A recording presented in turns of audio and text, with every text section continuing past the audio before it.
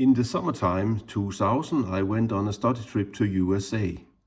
The purpose with the study trip was to get my international insight and understanding stronger and to collect some informations that I could use to describe the agriculture production and marketing condition in USA, Denmark and EU. Also, I wanted to get some information to describe my chosen subject, which was GMO in crop production. Since 1996, the American farmers has used GMO technology in the crop production. Actually, they use it in two different ways. One as Roundup Ready soybeans, two as BT corn. Roundup Ready soybeans means that the genetic had been changed so the soybeans are resistant to Roundup.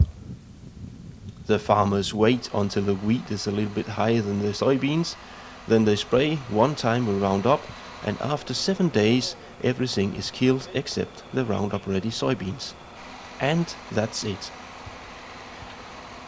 GMO in BT corn has made things quite a bit easier and safer for the farmers.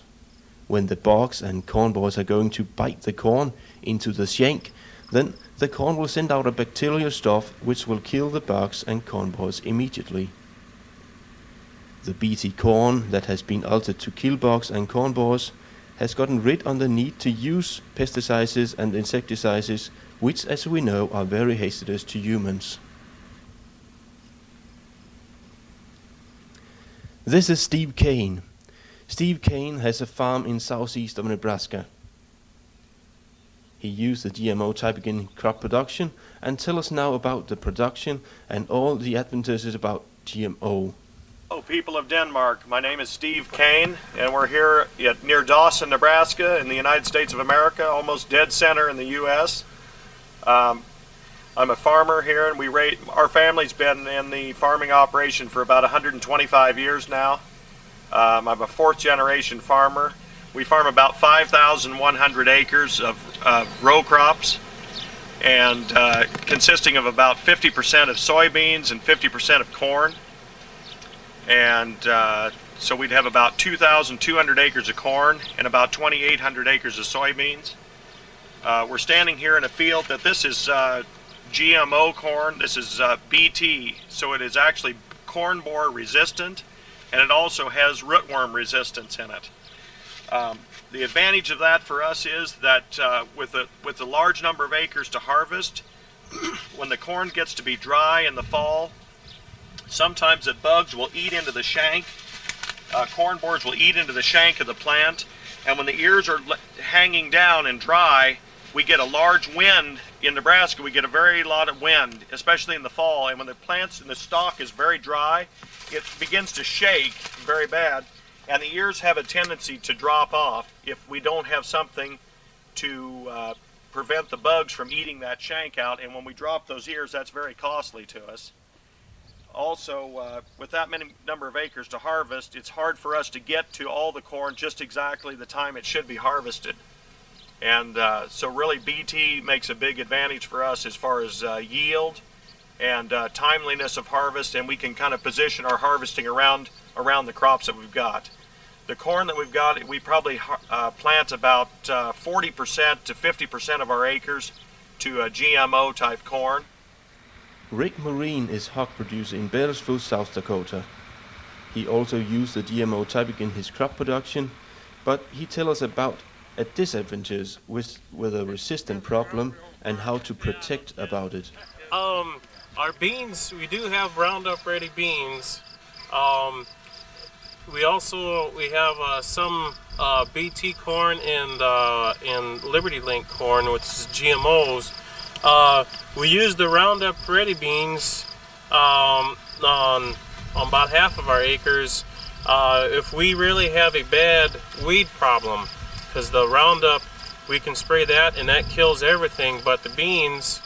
And then for the corn, we use a product called Liberty. We do not use Roundup Ready corn, because if we have any corn or the ears would fall off for next year, and if it'll grow back up, the Roundup won't kill the corn because it's Roundup corn. So we want to keep it a different chemical. Plus, some of your weeds will build up a resistance to Roundup if that's all you spray all the time, and then you won't kill them.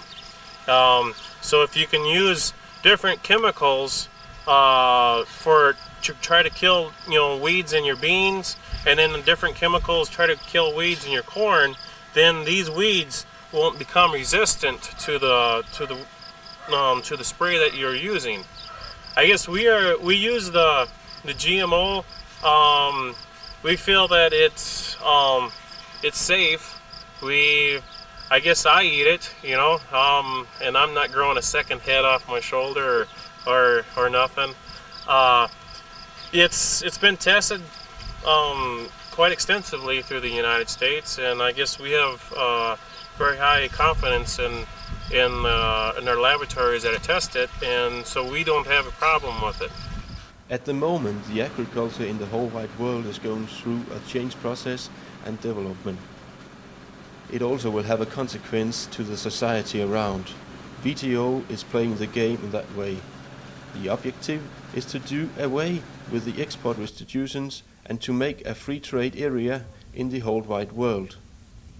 East Europe's membership of EU will also have an impact on agriculture policy in the future. Maybe the export possibilities will get bigger, but also it can make problems for the economy and administration. People of Denmark, here we are again. We're on a beautiful day in southeast Nebraska in the United States. Peter White is filming me. We're standing in a field that's approximately 42 acres of Roundup Ready soybeans. The reason we raise Roundup Ready soybeans, we have about 2,800 acres of them. And the reason we raise them is we plant almost exclusively, completely no-till in our farming operation.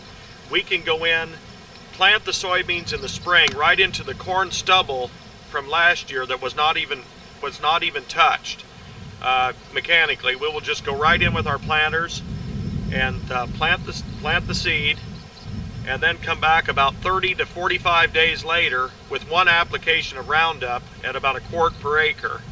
And you can see what we've got. There's absolutely not one weed in the entire field. It makes it a lot easier for us to go in, and having hired help, and we've got people that can go in and spray these weeds. They don't have to have any special formulations or mixtures that they're using. The timing on the application of the Roundup really doesn't make much difference. That if we get a lot of rain or we don't have rain, it does not stress the plants. It doesn't hurt the plants at all as far as when they're flowering or setting on pods or anything like that. It's just a very effective tool for us to use Roundup. This part of the country has a lot of weed species and grass species, and as I was a young man growing up, we had a lot of problems with weeds in our soybeans. That was one of our main problems. So this has been a very, very good boon to us for the last 4 years, and I just hope everyone is not scared of the GMO factor. It just really has not had any detrimental effects. We've got hog producers here that are using the soybeans for soybean meal. They're not seeing any differences in their rates of gain, any of that sort of thing. But and it's actually less expensive. The price of soybeans right now is about $4.27 per bushel in our country, which is at about a 27-year low. So we're needing everything we can think of to lower our cost of production, and we just hope everything works out. But so far, the Roundup system has worked real well for us.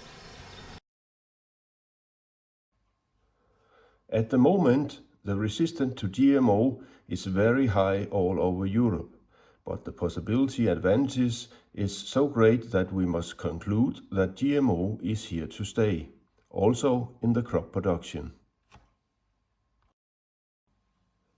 Of course, the customers should be able to choose GMO or not. By using the GMO topic, it should be possible in few years to feed all the people in the whole wide world. Soon, there'll be 2 times the numbers of people as it was in 1960. The American farmers had used GMO technology in crop production since 1996. Rick Marine has a hog production and he also have some cattles. And now he gonna sing a song from that time where farmers didn't use any kind of stuff. Fertilizer, pesticides, insecticides, herbicides, GMO. Old MacDonald had a farm, E-I-E-I-O, and on his farm he had some pigs, E-I-E-I-O, with a squirrel, squirrel here and a squirrel, squirrel there, here a squirrel, there a squirrel, everywhere a squirrel, squirrel. Old MacDonald had a farm, E-I-E-I-O. Old MacDonald had a farm, E-I-E-I-O, and on his farm he had some cows, E-I-E-I-O, with a moo-moo here and a moo-moo there, here moo, there moo, everywhere moo-moo. Old MacDonald had a farm, E-I-E-I-O. Old MacDonald had some corn, E-I-E-I-O, and on that farm he had some corn, E-I-E-I-O, with an ear here, and an ear here, there near, everywhere an ear of corn. Old MacDonald had a farm, E-I-E-I-O. Thank you.